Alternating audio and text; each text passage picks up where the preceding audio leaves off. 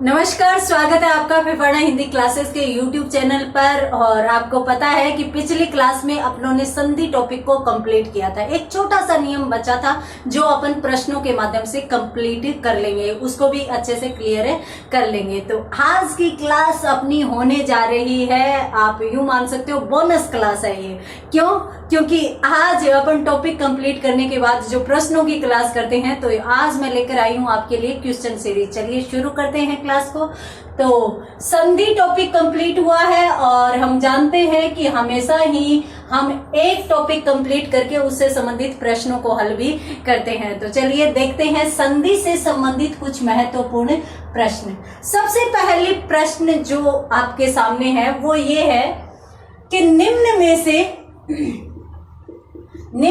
से विसर्ग संधि का उदाहरण है। यानी आपको विसर्ग संधि के उदाहरण का चयन करना है। विकल्प कुछ इस तरीके से है आपके सामने। कौन कौन सा? एक तो है नीरव। दूसरा विकल्प आपके सामने है प्रत्याशा। तीसरा विकल्प आपके सामने है जलोर्मी।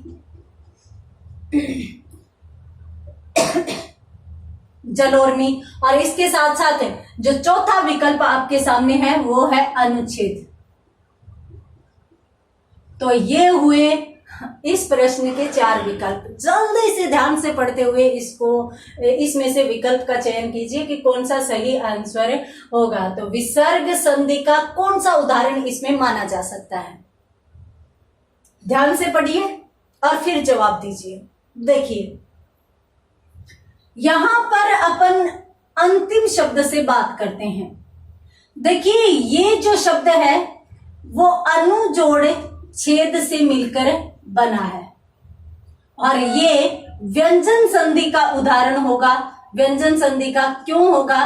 क्योंकि व्यंजन संधि में अपनों ने एक नियम पढ़ा था। कौन सा? च का आगम का नियम। और च के आगम के नियम के तहत अनुजोड़ छेद की जब अपन संधि करते हैं तो च आ जाता है। आगम का इसीलिए कहा जाता है क्योंकि च बिना बुलाए आता है, किसी का बनता नहीं है। उसके बाद अपन बात करते हैं प्रत्याशा शब्द की। तो प्रति जोड़ आशा क्या कहलाता है? प्रत्याशा कहलाता है। यानी प्रति जोड़ आशा का क्या बन जाता है? प्रत्याशा। अब यहाँ पर जो स्वर है वो कौन सा है? ई। और आगे कौन सा स्वर है? आ। यानी ई के साथ अन्य असमान स्वर आ रहा है और ई के साथ अन्य असमान स्वर आता है तो ई ये में बदल जाता है और ये के साथ अपनों ने आ जोड़ा तो क्या बन गया?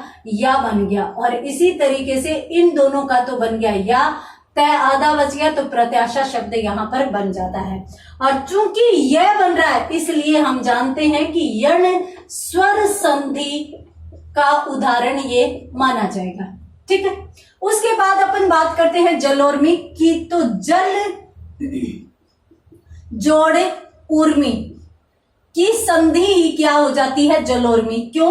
क्योंकि यहां पर अपन देखते हैं ए स्वर है और आगे कौन सा है? ऊ स्वर है। ए और ऊ मिलकर क्या बना देते हैं? ओ बना देते हैं। और ओ पर चूंकि एक मात्रा है और एक क्या होता है? गुण होता है, तो इसलिए यहां पर गुण संधि मानी जाएगी।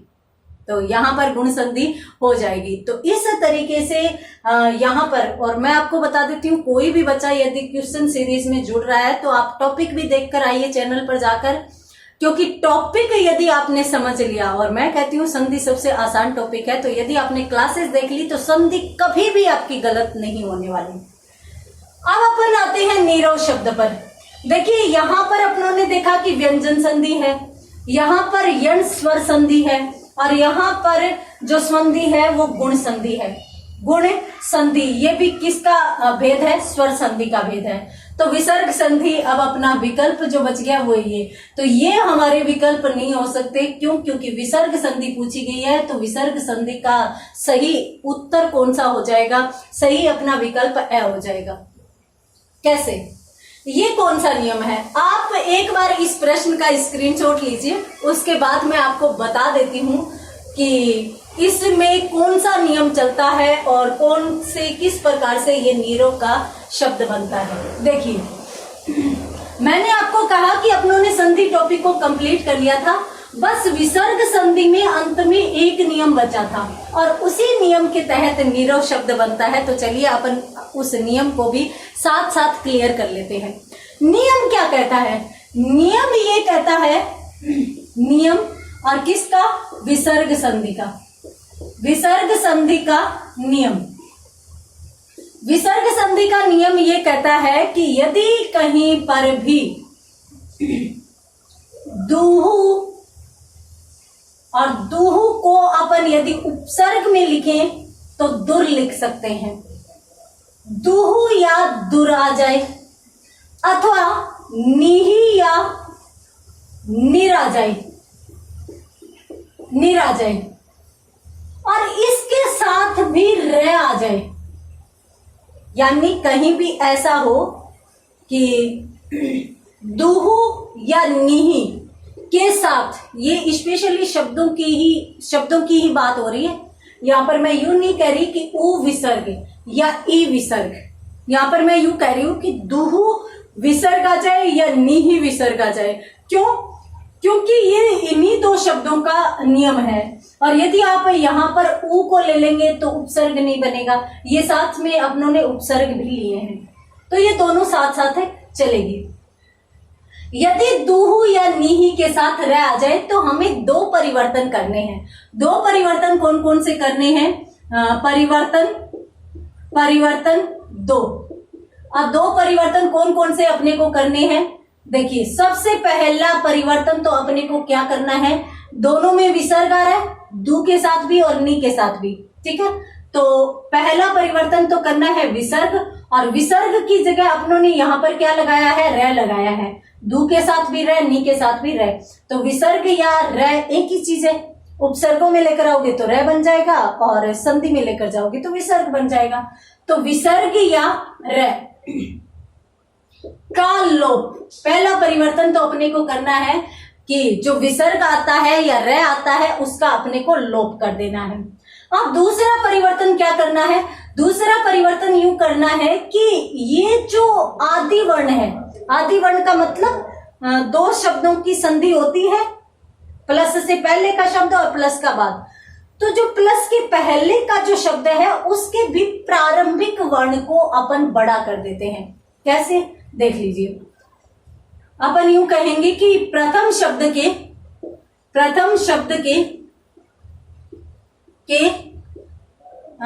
प्रारंभिक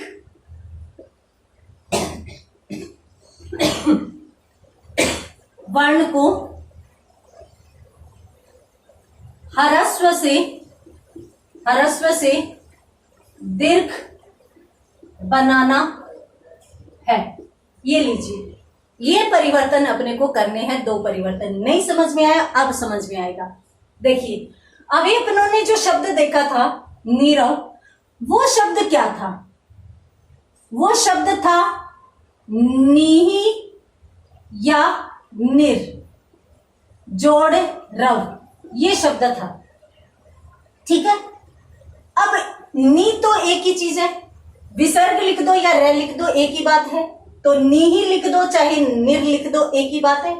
आगे क्या आ रहा है? र आ रहा है।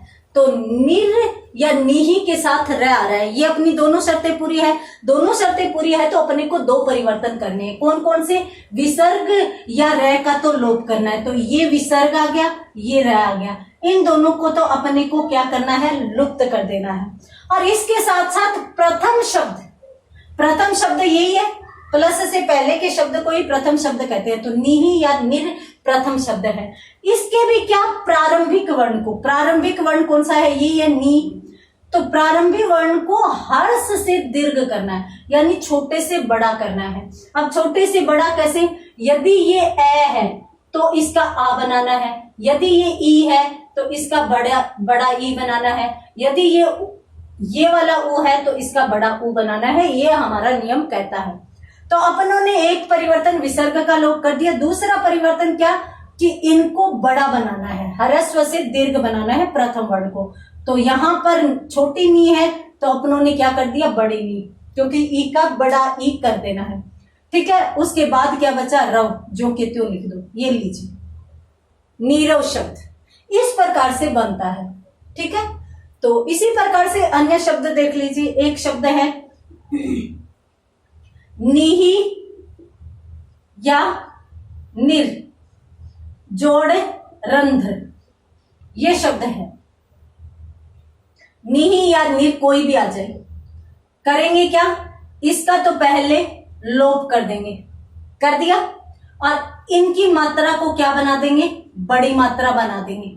दो ही परिवर्तन करने। अब न पे बड़ी ई की मात्रा लगाओ, बड़ी नी होगी। अब आगे जो बचा उससे अपने को कोई मतलब नहीं है, रंध्र ज्यों का त्यों लिख दीजिए, निरंध्र शब्द हो जाएगा। तो इस प्रकार से शब्द है वो बनते हैं और ये महत्वपूर्ण शब्द माने जाते हैं, तो आप इनको भी ध्यान में रखिए। और उसी प्रकार से मान लीजिए कि एक शब्द और अपन देख लेते हैं, जैसे शब्द अपने सामने है नीही या निर, और नीही या निर जोड़ रोग। अब ये शब्द है तो नीही या निर आ रहा है प्लस से पहले, पहली शर्त पूरी, नीही या निर आ रहा है। बाद में क्या आ रहा है, रे आ रहा है, तो बाद में रे आ रहा है। दोनों शर्तें पूरी है, दोनों शर्तें पूरी, तो अपने को दो परिवर्तन करने हैं। इनका तो क्या कर देना है, लोप कर देना है, और इनकी मात्रा को क्या बना देना है, बड़ी बना देना है। ठीक है, इनकी मात्रा को बड़ी बना देना है। अब न पे बड़ी ई की मात्रा लगा दी। ठीक है, और आगे क्या है, रोग ज्यों के त्यों लिख देना है, तो निरोग शब्द यहाँ पर बन जाएगा। तो उम्मीद करती हूँ ये समझ में आ गया होगा। आप जल्दी से स्क्रीनशॉट लीजिए। ये विसर्ग संधि का अंतिम नियम है और इसी के साथ विसर्ग संधि भी कंप्लीट हो जाती है, साथ साथ अपनी क्वेश्चन सीरीज भी चल रही है। तो ये इसका नियम होता है। अब चलते हैं अपन अगले प्रश्न की तरफ, और उम्मीद करती हूं कि नीरव शब्द में कौन सी संधि है, विसर्ग संधि है, तो वो चीज आपको समझ में आ गई होगी। उसके बाद अपन बढ़ते हैं दूसरे प्रश्न की तरफ। एक प्रश्न है आपके पास, प्रश्न ये है कि निर्धन शब्द का सही संधि विच्छेद क्या होगा।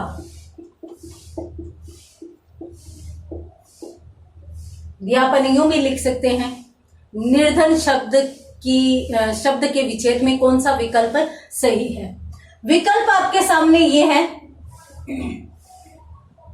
नीही जोड़ धन। दूसरा विकल्प आपके सामने है निर जोड़ धन, और तीसरा विकल्प आपके सामने है, जो सह विकल्प है वो है नी जोड़ धन, और चौथा विकल्प है इनमें से कोई नहीं। जल्दी से प्रश्न को अच्छे से पढ़िए, विकल्प का चयन कीजिए, तब तक मैं दूसरा प्रश्न यहाँ पर लिख देती हूँ। तो दूसरा प्रश्न कौन सा आपके सामने है, देखिए प्रश्न आपके सामने है, पुनर्जन्म शब्द में कौन सी संधि होगी। दूसरा प्रश्न है ये आपके सामने, और विकल्प अपने सामने है स्वर संधि, दूसरा विकल्प है व्यंजन संधि, और तीसरा विकल्प है विसर्ग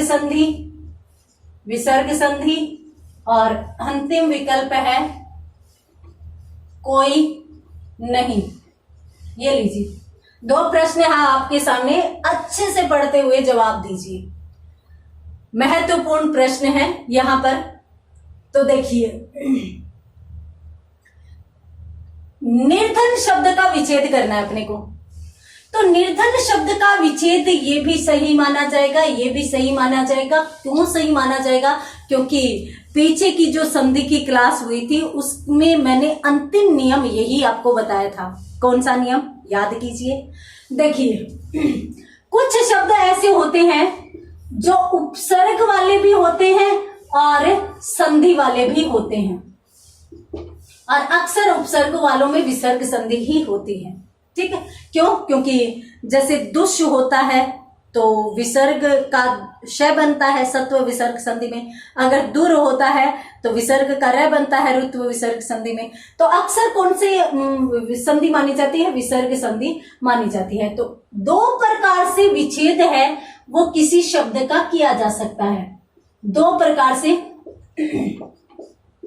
विच्छेद संभव होता है। और कौन से शब्दों में? जिनमें उपसर्ग भी होता है, उपसर्ग भी होता है और संधि भी होती है, तो उनका दो प्रकार से विच्छेद किया जा सकता है। कैसे? उपसर्ग के साथ, अब जैसे निर उपसर्ग है और धन, ऐसे भी अपन विच्छेद कर सकते हैं। और नी जोड़ धन, यहां पर विसर्ग का रे बन गया ऋत्व विसर्ग संधि के तहत, और शब्द क्या बन गया? निर्धन। यानी दोनों प्रकार से विच्छेद किया जा सकता है। और अच्छी बात, रुचिकर बात तो यह है कि दोनों ही सही है।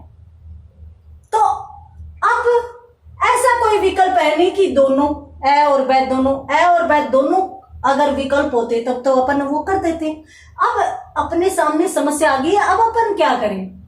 अब अपन करेंगे इस विकल्प को सही। और मैंने आपको विशेष तौर पर कहा था कि नोट लगाकर लिखना है कि यदि किसी शब्द का दो प्रकार से विच्छेद किया जा रहा हो, उसमें मूल उपसर्ग भी आ रहा हो और संधि भी आ रही हो, तो वहां पर आप क्या करेंगे? वहां पर पहले उपसर्ग वाले को सही करेंगे, बाद में आप संधि की तरफ जाएंगे। हाँ, यदि यह विकल्प नहीं होता तो विसर्ग संधि के तहत ये जो विकल्प है वो सही मान लिया जाता, परंतु यहाँ पे उपसर्ग वाला है तो ये सही माना जाएगा। क्यों सही माना जाएगा? क्योंकि संस्कृत व्याकरण जब बना था तब पहले उपसर्ग बनाए गए थे और मूल उपसर्ग बनाए गए थे, तो प्राथमिकता उपसर्गों को ही दी जाती है। तो इसलिए यहाँ पर अपना विकल्प है वो बै सही हो जाएगा। और वैसे मैं ये नियम बता चुकी हूँ अपनी क्लास में, आप देख सकते हो। अब चलते हैं अपन कौन से अगले प्रश्न की तरफ। और अगले प्रश्न में पूछा क्या गया है? पुनर्जन्म शब्द में कौन सी संधि मानी जाएगी? तो देखिए, पुनर्जन्म जो है शब्द, इसमें भी अपनों ने देखा था पुनः वाला नियम। पुनः के साथ यदि सघोष वर्ण आ जाए तो वहां पर भी कौन सी संधि मानी जाती है? वहां पर अपन विसर्ग का रे बनाते हैं, और विसर्ग का रे बनाते हुए कौन सी संधि मानते हैं? विसर्ग संधि मानते हैं। देखिए, पुनः जोड़ जन्म, ये शब्द अपनों ने देखा भी था। अब पुनः जोड़ जन्म, अब पुनः आ रहा है और इसके साथ साथ सघोष वर्ण है। क्या ये सघोष वर्ण? ये जय च वाली लाइन का च छ जय, तो तीसरा वर्ण सघोष होता है, तो इसलिए इसका ऋत्व विसर्ग संधि के तहत र बना देंगे और शब्द क्या बन जाएगा? पुनर्जन्म बन जाएगा। और इसलिए हमारा यहाँ पर सही उत्तर कौन सा माना जाएगा? विसर्ग संधि सही उत्तर माना जाएगा। तो जल्दी से स्क्रीनशॉट लीजिए और उसके बाद बढ़ते हैं अपन अगले प्रश्न की तरफ। अगले प्रश्न में या आगे आपके सामने कौन कौन से जो प्रश्न है वो आ सकते हैं। चलिए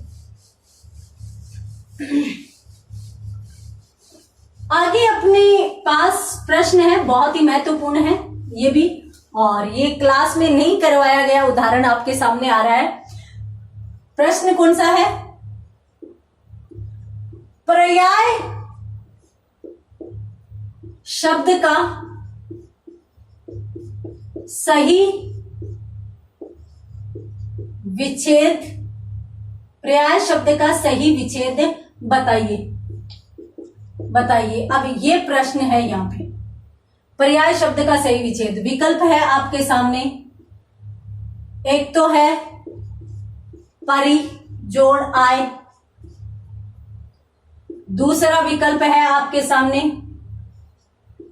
पर्य जोड़ आय, तीसरा विकल्प आपके सामने है परिजोड़ आय, और अंतिम शब्द आपके सामने है, अंतिम विकल्प आपके सामने है, पर जोड़ आए। ये लीजिए, प्रश्न को ध्यान से पढ़िए, उसके बाद उसमें विकल्प का चयन कीजिए। इतने तक मैं दूसरा प्रश्न यहां पर नोट कर देती हूं। देखिए, निम्न में से किस विकल्प में सही संधि विच्छेद नहीं है? प्रश्न ये है कि सही संधि विच्छेद कौन से विकल्प में नहीं है। चलिए देखते हैं। यहां पर विकल्प आपके सामने है, पितृपदेश और उसका पितृजोड़ उपदेश। दूसरा विकल्प जो आपके सामने है वो है प्राउड यानी प्रजोड़ ऊढ़।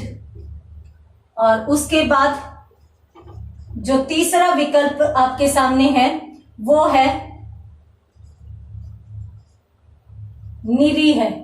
और निरीह का विच्छेद क्या है? निही जोड़ ई है। तो और उसके बाद अगला विकल्प, अंतिम विकल्प आपके सामने है नवोढ़ा, और इसका विच्छेद ये हो सकता है नव जोड़ ऊढ़ा।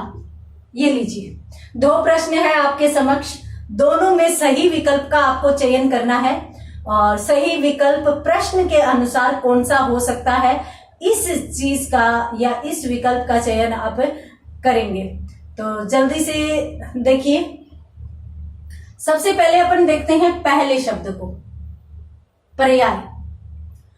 देखिए, पर्याय शब्द में भी है वो मूलतः क्या होता है? मूलतः उपसर्ग काम करता है।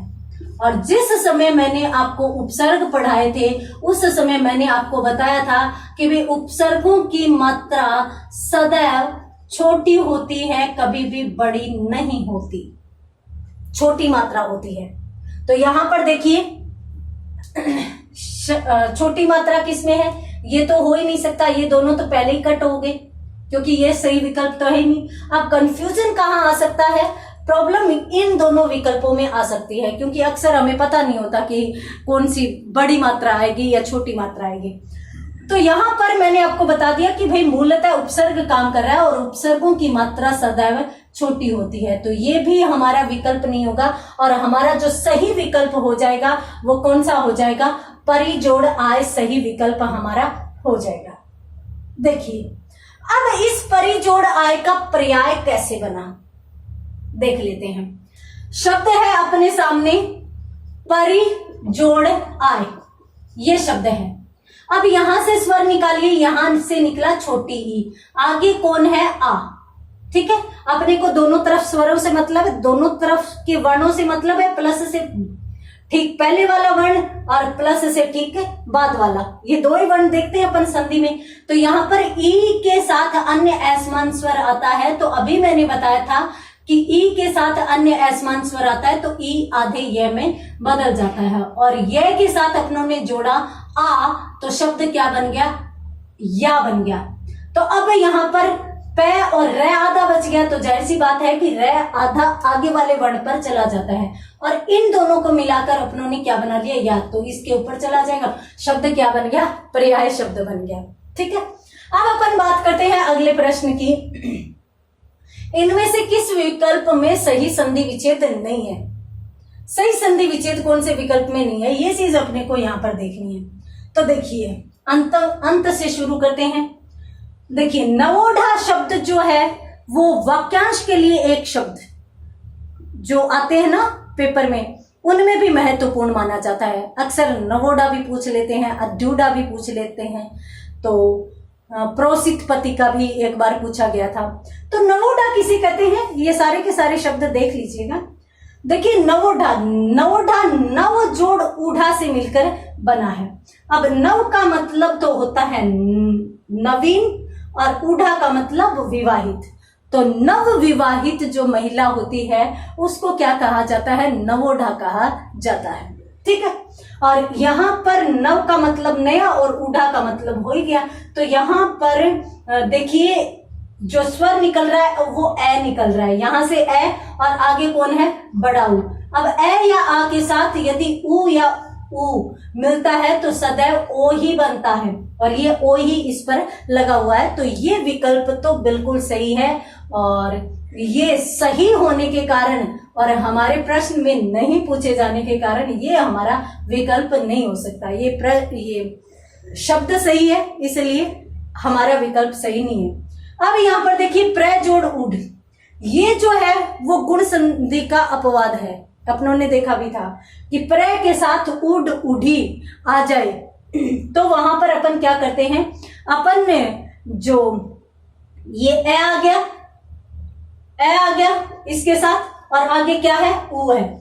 तो नियमानुसार ए के साथ ऊ जुड़ने से ओ बनना चाहिए, परंतु बनता क्या है? औ बनता है। ओ के बजाय औ बनाया जाता है, तो इसलिए इस पर औ की मात्रा लग जाती है और ये प्राउड शब्द शुद्ध माना जाता है। तो ये भी सही है, तो ये भी हमारा विकल्प नहीं हो सकता। तो आगे अपन देखते हैं निर जोड़ ई है।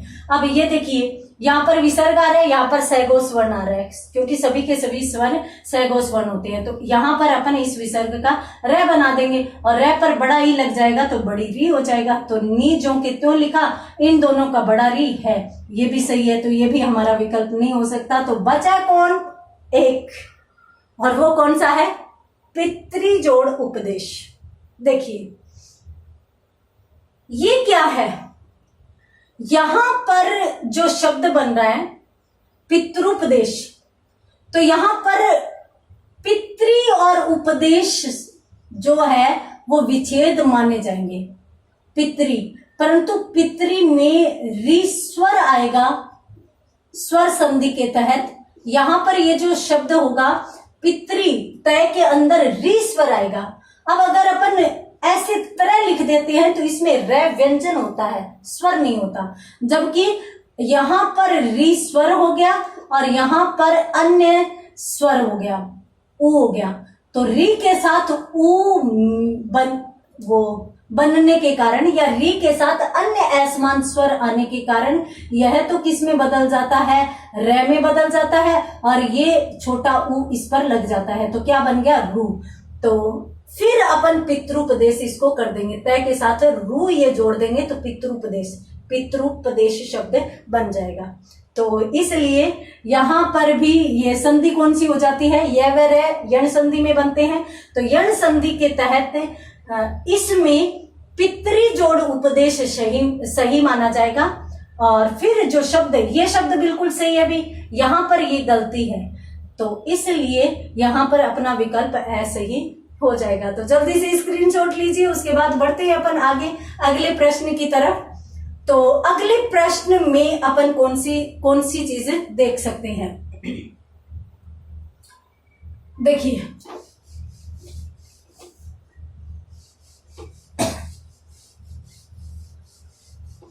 आपके सामने प्रश्न है,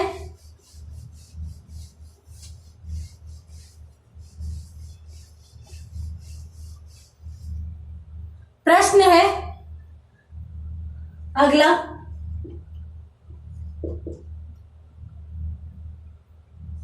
शरद जोड़ चंद्र विच्छेद की या विच्छेद का सही संधि विकल्प होगा। यानी शरद जोड़ चंद्र की संधि क्या होगी? इन दोनों शब्दों की संधि कौन सी होगी? विकल्प आपके सामने ये हो सकता है शरद चंद्र, विकल्प आपके सामने ये हो सकता है शरद चंद्र, विकल्प ये हो सकता है शरद चंद्र, और जो अंतिम विकल्प है आपके सामने वो हो सकता है शरद चंद्र। ये लीजिए प्रश्न है आपके सामने, और उसके बाद आप इसको देखिए, उसके बाद मैं अगला प्रश्न लिख देती हूं। अगला प्रश्न आपके सामने कौन सा है, देखिए, दिक जोड़ दर्शन। दिक जोड़ दर्शन विच्छेद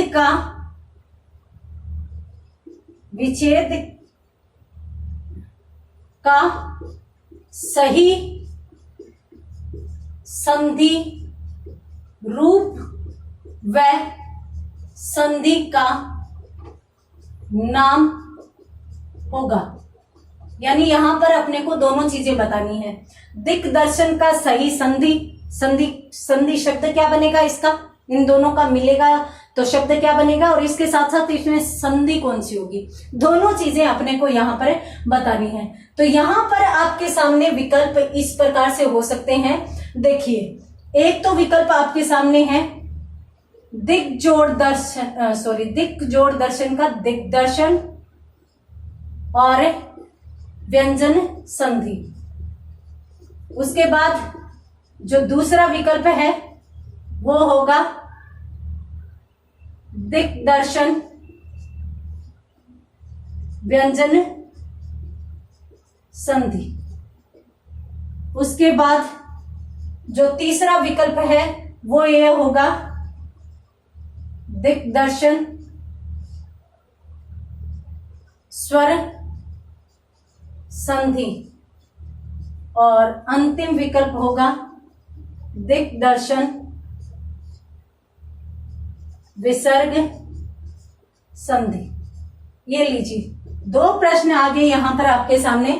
जल्दी से सही विकल्प का चयन कीजिए और फिर देखते हैं क्या होगा। अपनों ने व्यंजन संधि के तहत एक नियम पढ़ा था, कौन सा, तय या दय का नियम। तय या दय के नियम में अपनों ने 6 नियम पढ़े थे, च, जय, तय, डय, लय, और इसके साथ साथ शय का नियम। ठीक है, तो व्यंजन संधि में यूं कह रहे ये देखा था कि तय या दय के साथ यदि च आ जाए, यदि ज आ जाए, यदि ट आ जाए, यदि ड आ जाए या ल आ जाए, ये 5 नियम एक जैसे थे, तो इनको अपनों ने एक साथ पढ़ा था। तो तय या दय के साथ इनमें से कोई भी आ जाए, ये उसी में बदल जाते हैं। यदि च आ रहा है तो ये भी च में बदल जाएंगे, यदि ज आ रहा है तो ये भी ज में, ट आ रहा है तो ट में, ड आ रहा है तो ड में, ये अपनों ने देखा था। अब यहाँ पर देखिए शरद जोड़ चंद्र है, तो यहाँ पर द आ रहा है और द के साथ क्या आ रहा है, च आ रहा है। नियम शायद यही काम कर रहा होगा, है ना। प्लस से पहले द आ रहा है और उसके बाद क्या आ रहा है, च आ रहा है, तो अपन इसको भी किस में बदलेंगे, च में बदलेंगे।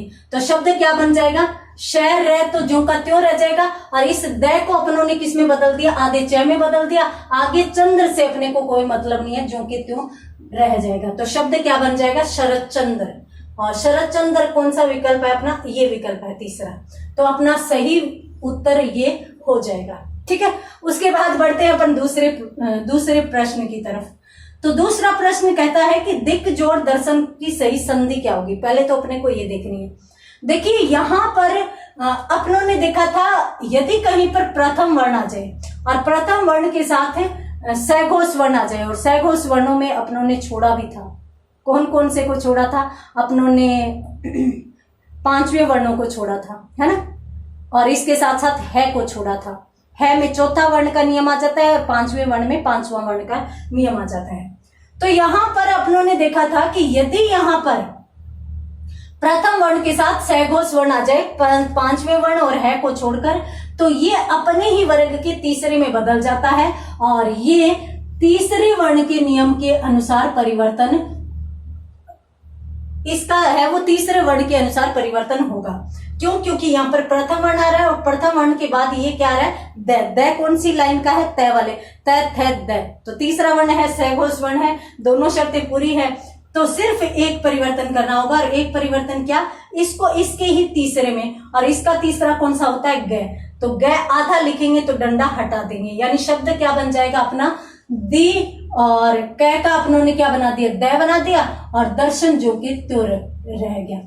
तो इस शब्द क्या बन जाएगा, दिग्दर्शन। और ये कौन से नियम के अनुसार बन रहा है, तीसरे वर्ण के नियम के अनुसार। और तीसरा वर्ण का नियम किस में, व्यंजन संधि में। तो यहां पर जो सही विकल्प होगा वो दिग्दर्शन और व्यंजन संधि होगा। ढूंढ लीजिए, दिग्दर्शन व्यंजन संधि यही है।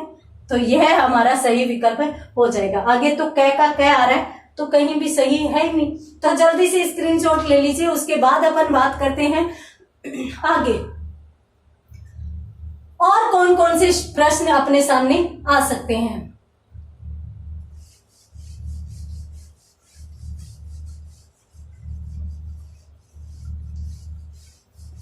देखिए, अगला प्रश्न है आपके सामने। प्रश्न यह है कि निम्न में से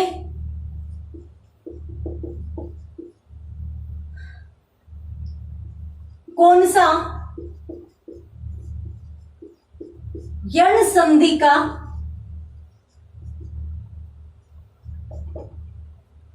निम्न में से कौन सा यण संधि का उदाहरण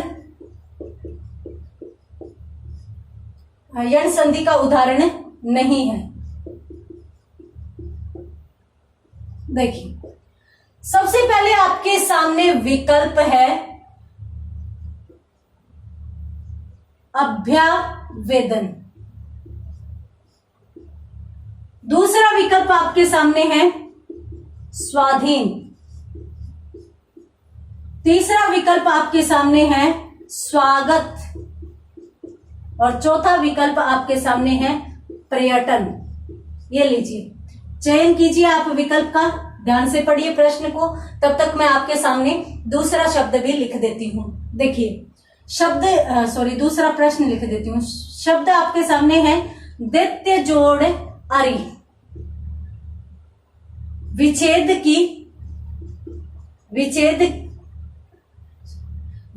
की सही संधि होगी।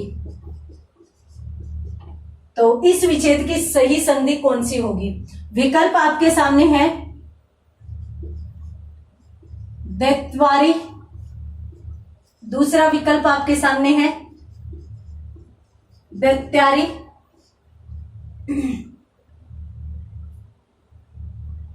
तीसरा विकल्प आपके सामने है दितिरी, और चौथा विकल्प आपके सामने है दैत्यरी। ये लीजिए, दो प्रश्न है आपके सामने, जल्दी से दोनों को ध्यान से पढ़िए और दोनों को ध्यान से पढ़ते हुए और इनका जवाब दीजिए। देखिए, सबसे पहले अपन देख लेते हैं प्रथम प्रश्न को, यण संधि का उदाहरण। देखिए, यण संधि का पूछा गया तो जाहिर सी बात है कि ई के साथ अन्य असमान स्वर आएगा तब तो यह बनेगा, ठीक है। ऊ के साथ अन्य असमान स्वर आएगा तो वह बनेगा, और री के साथ अन्य असमान स्वर आएगा तो र बनेगा। ये है वो यण संधि के नियम है, यानी यह व र बनने चाहिए। और इसके साथ साथ इसकी एक पहचान भी होती है कि आधे वर्ण के साथ यदि यह व र आ जाता है तो अक्सर उसको अपन यण संधि में मानते हैं। तो पहले तो अपन इसको देखिए, तो आधे वर्ण के साथ ये आ रहा है, आधे वर्ण के साथ वह, आधे वर्ण के साथ ये, तो आधे वर्ण के साथ सारे आ रहे हैं। यहाँ पे भी आधे र के साथ ये आ रहा है, तो इसलिए आधे वर्ण के साथ यह व र आ रहे हैं तीनों में ही। यहाँ पे यह, यहाँ पे वह यह व र आ रहे हैं। अब क्या करना चाहिए? अब तो अकॉर्डिंग टू रूल्स ही चलना पड़ेगा। नियम देखिए, अर्थात इसका पूर्ण विच्छेद अपने को करना पड़ेगा। देखिए, यहां पर मूल शब्द है आवेदन। मूल शब्द क्या है? आवेदन है। तो आवेदन, और आवेदन से पहले कौन सा जुड़ा हुआ है? अभी उपसर्ग जुड़ा हुआ है, ठीक है। तो यहां पर अपनों ने निकाला क्या?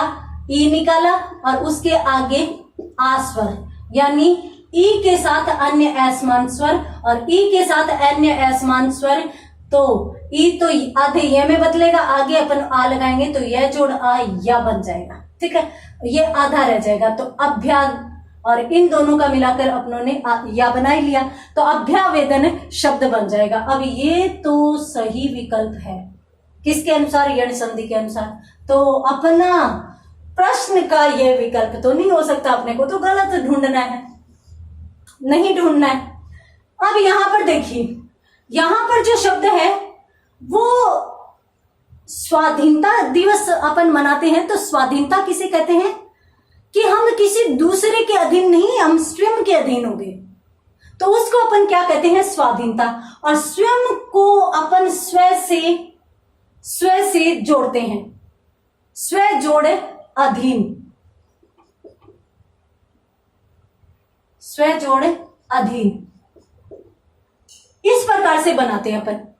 तो यहां पर देखिए, यहां पर तो ए आ रहा है और आगे क्या आ रहा है? ए आ रहा है, ए जोड़ ए तो आ हो गया और शब्द क्या बन गया? स्वाधीन बन गया। तो यहां पे तो ए आ रहा है, यण संधि तो नहीं है, तो अपना जो सही विकल्प है वो स्वाधीन शब्द हो जाएगा। यदि अपन सुजोड़ अधीन करें, सुजोड़ अधीन, तो यहाँ पे उ और सुजोड़ अधीन ऐसे अपन करें तो यहाँ पे उ के साथ अन्य स्वर, तब तो अपना नियम के अनुसार चल सकता है, परंतु स्वाधीन में अपने अधीन की बात हो रही है तो अपन सु का मतलब तो अच्छा होता है, तो अच्छा किसी के अधीन होता ही नहीं है। तो इसलिए शाब्दिक अर्थ के अनुसार स्व जोड़ अधीन शुद्ध माना जाएगा और अपना सही विकल्प ये होगा। ये क्या हो जाएगा? ये सुजोड़ आगत, सुजोड़ आगत हो जाएगा और ये परिजोड़ अटन हो जाएगा। अटन का मतलब होता है भ्रमण करना, तो परि हो जाएगा, परि उपसर्ग के साथ अटन अटन है वो शब्द लगा है, तो इन दोनों की संधि क्या हो जाएगी? पर्यटन। तो परि के साथ अटन, परि के साथ अटन हुआ है, तो यहाँ पे भी ई है, ई के साथ अन्य असमान स्वर यण संधि, और यहाँ पे भी उ के साथ अन्य असमान स्वर यण संधि हो जाएगी। चलिए देखते हैं इसको, अगले प्रश्न को। तो दैत्य जोड़ आरी। अब यहाँ पर देखिए, यहाँ पर ए स्वर है, आगे कौन सा है? ए है, दोनों तरफ स्वर तो स्वर संधि, और दोनों तरफ समान स्वर, तो समान स्वरों का मेल हमेशा बड़ा हो जाता है, और बड़ा अपन किसे कहते हैं? दीर्घ को कहते हैं, तो दीर्घ स्वर संधि हो जाएगी। दीर्घ स्वर संधि हो जाएगी तो परिवर्तन सिर्फ यहां होगा, आगे पीछे कहीं परिवर्तन नहीं होगा। तो दैत तो अपन ज्यों के त्यों लिख देंगे, ठीक है, दैत, ये ज्यों के त्यों। अब यहाँ पर यह जो है, इससे अपनों ने ए स्वर निकाला, आगे ये दोनों जुड़े तो ये आ बन गया, तो आ इस पर लग जाएगा, तो ये पे आ लगा या, और ये तो इसके साथ जुड़ गया, बचा कौन? री। दैत्यारी शब्द शुद्ध माना जाएगा। तो देख लीजिए, दैत्यारी, दैत्यारी शब्द इस विकल्प में है तो हमारा यह विकल्प शुद्ध मान लिया जाएगा। जल्दी से स्क्रीनशॉट लीजिए, बढ़ते हैं आगे अगले प्रश्नों की तरफ। तो देखिए, अगला प्रश्न हमारा है, यदि नहीं ले पाए हो स्क्रीनशॉट तो वीडियो रोक लीजिएगा, वीडियो रोक कर आप स्क्रीनशॉट ले सकते हैं। हाँ, अगला प्रश्न है कि निम्न में से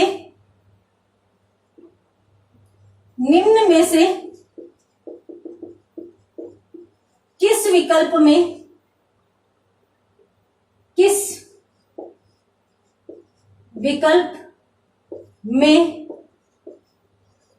सही, किस विकल्प में सही संधि व संधि विच्छेद का प्रयोग नहीं हुआ है। ये प्रश्न है आपके सामने। देख लेते हैं विकल्प कौन कौन से हैं। देखिए, एक शब्द तो है जल जोड़ ओघ, जल जोड़ ओघ। ओघ किसे कहते हैं? पानी के बहाव को। शब्द क्या बना? जलौघ शब्द बन गया, ठीक है। दूसरा विकल्प अपने सामने है षट जोड़ मास, तो शब्द क्या बना? षणमास। तीसरा विकल्प अपने सामने है एक जोड़ एक। शब्द क्या बन गया? एक एक। अंतिम विकल्प आपके सामने है सु जोड़ अच्छा। शब्द क्या बना? स्वच्छ। सही विकल्प का चयन कीजिए। एकमात्र प्रश्न है आपके सामने और इसमें से आपको सही विकल्प का चयन करना है। तो देखिए, यहां पर ए आ रहा है और ए के साथ ओ जुड़ा। अब यदि ए के साथ उ जुड़ता, उ में से कोई जुड़ता तब तो ओ बन जाता, परंतु यदि ए या आ के साथ ओ या औ जुड़ता है तो नियम ये कहता है अपने को औ बनाना है। ठीक है, तो यहां पे ए, यहां पे ओ, ए ओ को जोड़ा तो क्या बन गया? औ बन गया। और औ अपनों ने किस पे लगा दिया? ले पे लगा दिया। तो जय ले जोड़ औ लव हो गया और उसके बाद बचा कौन? घ। चलो, बिल्कुल सही है ये। ठीक है, और संधि कौन सी मानी जाएगी? वृद्धि संधि। मात्राओं की वृद्धि है तो वृद्धि संधि इसमें मानी जाएगी। ठीक है, उसके बाद अपन बात करते हैं षट जोड़े मास। ये पांचवें वर्ण का नियम आ गया और व्यंजन संधि का, तो इसमें व्यंजन संधि होगी। अब पांचवें वर्ण का नियम है तो पांचवें वर्ण का नियम क्या कहता है कि भाई इसके साथ यदि पंचम वर्ण जुड़ता है तो ये भी अपने ही वर्ग के पंचम वर्ण में बदल जाता है। मात्र एक परिवर्तन करना है अपने ही वर्ग के पांचवें में। तो ये तो अपन जो के त्यों लिख देंगे से। अब इसको इसके ही पांचवें, इसका पांचवा कौन सा होता है? टेट है, डेट है, अणय। अणय होता है और चूंकि ये आधा है तो अणय ही अपन आधा बना लेंगे। ये लीजिए, ये भी सही है। मास का जो के त्यों लिख दिया, ये भी सही है। तो ये दोनों ही हमारे विकल्प इसके प्रश्न के नहीं है, अपने को गलत ढूंढना है, सही नहीं हुआ है। तो देखिए, यहां पर देखिए एक जोड़ एक, यानी यहां पर जो आ क्या रहा है, यहां पे तो ए स्वर है। ठीक है, और आगे क्या है? ए स्वर है, ए स्वर है। तो यहां पर बनता क्या है? आई बनता है। क्यों बनता है? उसी प्रकार से यदि ए के साथ ई जोड़ा तब तो ए बनेगा, परंतु ए या आ के साथ यदि ए या आई जुड़े तो आई बनता है, तो आई बनेगा। अब इन दोनों स्वरों को जोड़कर अपन आई बना लेंगे और आई किस पर लगेगा? कै पर लगेगा, कै पर आई लगेगा। तो ए अपन जो के त्यों लिख देंगे, लिख दिया। कै पर आई लगाना है और ये तो ए लगा रखा है, यानी यह विकल्प हमारा सही होगा। और यहां पर जो संधि बनेगी या शब्द बनेगा वो ए और कै पर आई की मात्रा कई और कह, शुद्ध शब्द ये होगा। गलती यहां है। अब इसमें कौन सी संधि है? तो देख लीजिए, ये भी वृद्धि संधि है, क्योंकि ए आई के साथ आई जुड़ता है तो वृद्धि संधि मानी जाती है। अब यहाँ पर देखिए सु जोड़ अच्छा है, यहाँ पे ऊ स्वर है, ऊ के साथ अन्य असमान स्वर आ रहा है, तो जाहिर सी बात है ऊ व में बदल जाएगा आधे में, और ये जो ए जुड़ा व प्लस ए जुड़ा तो ये पूरा व हो जाएगा, तो ये आधा बन गया। ठीक है, ये आधा बच गया क्योंकि ऊ तो निकाल लिया, तो आधा स हो गया। उसके बाद अपनों ने इन दोनों का व बना लिया, व, और उसके बाद च है। और यहाँ पर संधि के तहत एक वर्ण का ह्रास हो जाता है, जिस प्रकार से भुजा का भुज बना। अब आपने यूं सोचा होगा कि अच्छा का अच्छ हो गया, तो ये गलत होगा। नहीं, ये यहाँ पर सही विकल्प है। उसी प्रकार से भुजा का भुज, निशा का निश और रात्रि का रात्र बनाते हैं, उसी प्रकार से अच्छा का यहाँ पर अच्छ हो जाता है। तो और यहाँ पर संधि कौन सी मानी जाएगी? यण स्वर संधि मानी जाएगी। जल्दी से स्क्रीनशॉट लीजिए, उसके बाद अपन बढ़ते हैं अगले प्रश्न की तरफ। अगले प्रश्न में है या अगला विकल्प अपना कौन सा हो सकता है, चलते हैं। देखिए, प्रश्न आपके सामने है, बताना है, चयन करना है निम्न में से कौन सा विकल्प गलत है। इसको अपन इस प्रकार से भी लिख सकते हैं कि अशुद्ध विकल्प का चयन कीजिए। देखिए, विकल्प आपके सामने कौन कौन से हैं? तो एक तो विकल्प आपके सामने है प्रतिजोड़ उपकार, प्रतिजोड़ उपकार, और शब्द है आपके सामने प्रत्युपकार। ठीक है। दूसरा विकल्प आपके सामने है ने जोड़ अन,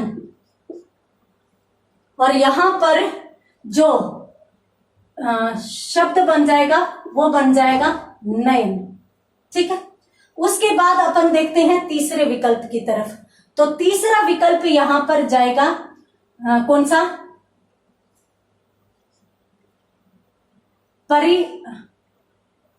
पर जोड़ अक्षी, तो यहां पर बन जाएगा परोक्ष। ठीक है।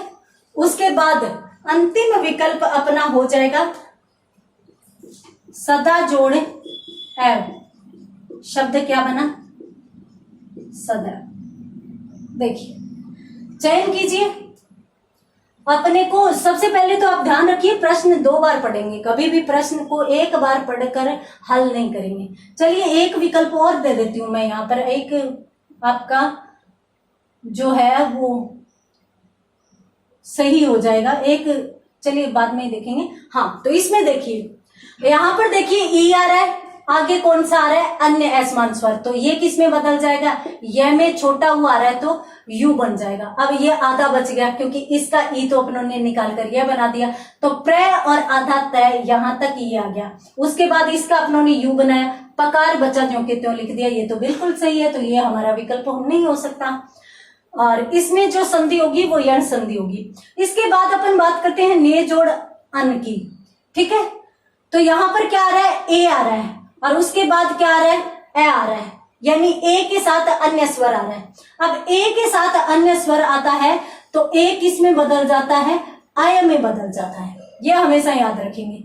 यानी यहां पर अपने पास क्या आ गया, अय आ गया, तो ये न से तो ए निकाल लिया था, तो ये तो न पर चला जाएगा और ये के साथ ये जुड़ जाएगा, तो न जोड़ ए तो पूरा न हो गया, यह जोड़ ए पूरा ये, और नयन ये भी सही है, तो ये भी हमारा विकल्प नहीं हो सकता। पर जोड़ अक्षी, यहां पर देखिए ए और ए जोड़ ए तो आ होता है, तो क्या होगा, परोक्ष कैसे बना, तो यहां पर यह विकल्प है वो सही हो जाएगा, क्योंकि यहां पर जो पर जोड़ अक्षी है वो परोक्ष नहीं होता, तो इसलिए यहां पर ये सही विकल्प मान लिया जाएगा। सदा जोड़ एवं आ के साथ अन्य स्वर आ रहा है, ए आ रहा है, तो आ के साथ ए आ जाए, अभी मैंने बताया था ए आ के साथ ए आई आ जाए तो आई बनता है, और आई द पर लग जाएगा तो स द के साथ आई जुड़ा दई वह, ये भी सही है, यानी ये भी विकल्प नहीं होगा। तो यहाँ पर 3 नंबर विकल्प हो जाएगा, तो जल्दी से स्क्रीनशॉट लीजिए। उसके बाद अपन बात करते हैं अगले प्रश्न की। अगला प्रश्न अपने सामने कौन सा है, देखिए इनमें से कौन सा विकल्प गलत है, यही प्रश्न है। अब आपके सामने यहां पर भी विकल्प कुछ इस तरीके से है। देखिए एक विकल्प है आपके सामने मातृ जोड़ आज्ञा, मात्राज्ञा, ये है। उसके बाद अपने सामने दूसरा जो विकल्प है वो है देवी जोड़ अर्पण, देव्यार्पण। तीसरा विकल्प अपने सामने है वाक जोड़ ईश, शब्द बन जाएगा वागीश। और इसके साथ साथ चौथा जो विकल्प है वो अपने सामने है वर्षा जोड़ ऋतु, तो वर्षातु। इसके साथ साथ उसके बाद अन्य विकल्प मान लीजिए आपके सामने विकल्प है अधय जोड़ पतन, अधोपतन। इन सभी शब्दों को अपन एक साथ क्लियर कर लेते हैं। ये विकल्प आपके सामने है। इनमें से जो जो विकल्प गलत है उन सभी का आपको चयन करना है और इसके साथ साथ सही को आपको छोड़ देना है। चलिए, अगर जगह बची है तो यहां पर मैं एक विकल्प और लिख देती हूं।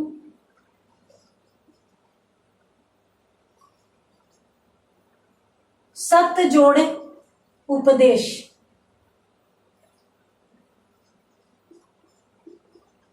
सदुपदेश। देखिए, हाँ, इनको ध्यान से देखिए आप। देखिए, मातृ री के साथ अन्य स्वर आ रहा है तो ये किस में बदलेगा? र में बदलेगा और र के साथ आ गया रा तो मात्राज्ञा बन जाएगा। ये बिल्कुल सही है यण संधि के तहत।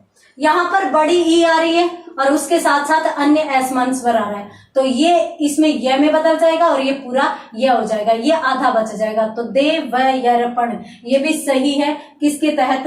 यण संधि के तहत। तो ये हमारे विकल्प नहीं है। वाक जोड़ इस प्रथम वर्ण के साथ सघोष वर्ण आ जाए तो ये अपने ही वर्ग के तीसरे में बदलेगा। ये आधे ग में बदलेगा, आगे ये स्वर लग जाएगा बड़ा ई, बड़ा गी यहाँ पर बन जाएगा। तो वाह, बड़ा गी और श ये भी सही है, ये भी विकल्प नहीं है।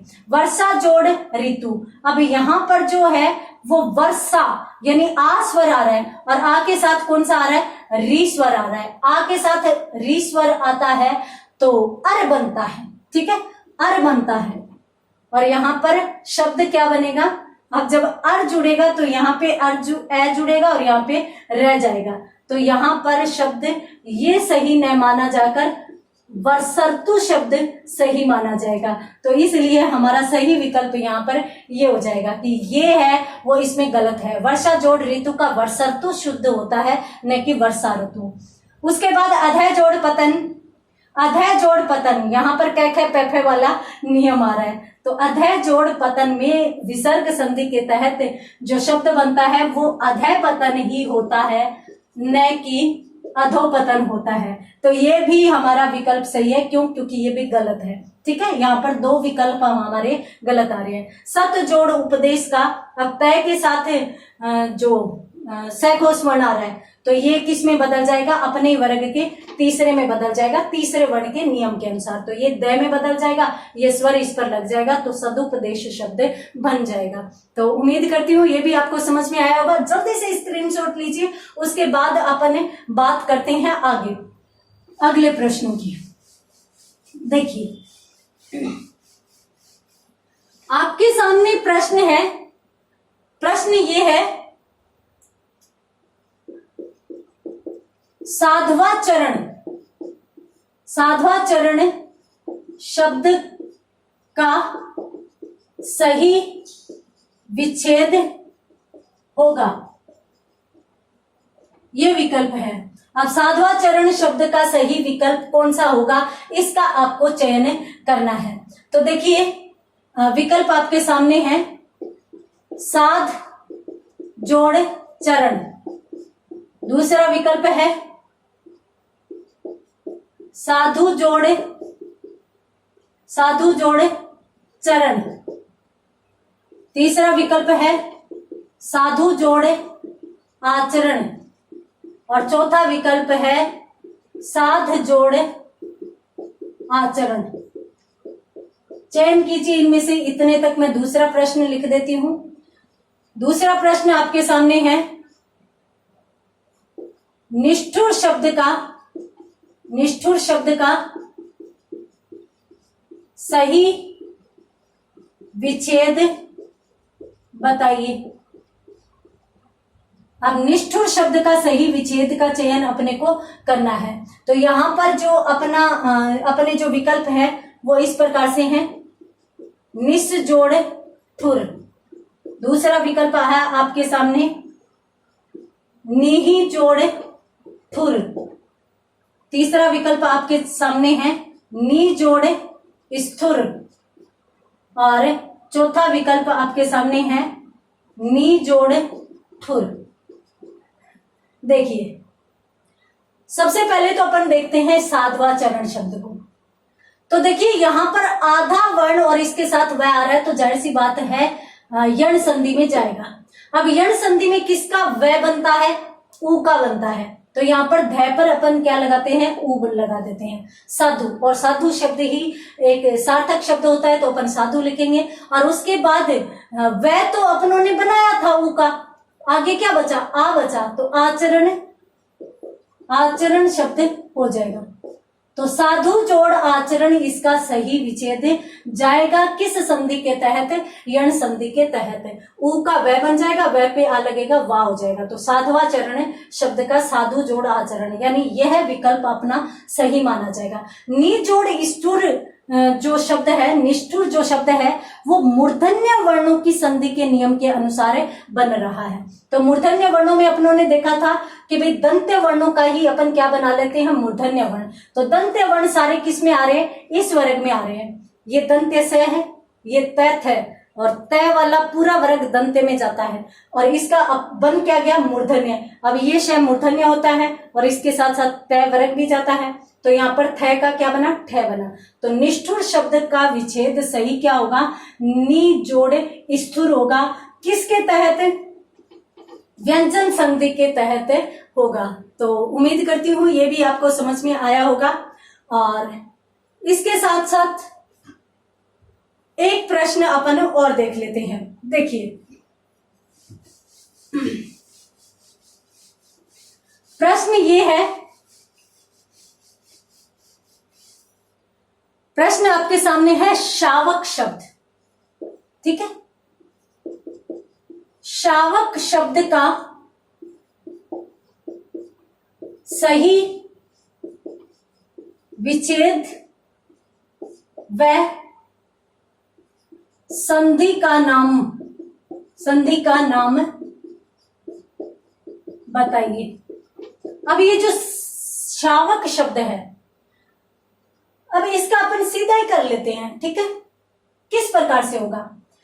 किसी भी शब्द में यदि अय आय अब आव की ध्वनि आ रही हो तो वहां पर सदैव अयादि संधि होगी, अयादि संधि होगी। कौन सी ध्वनियां? चार, अय आय अब आव, ठीक है।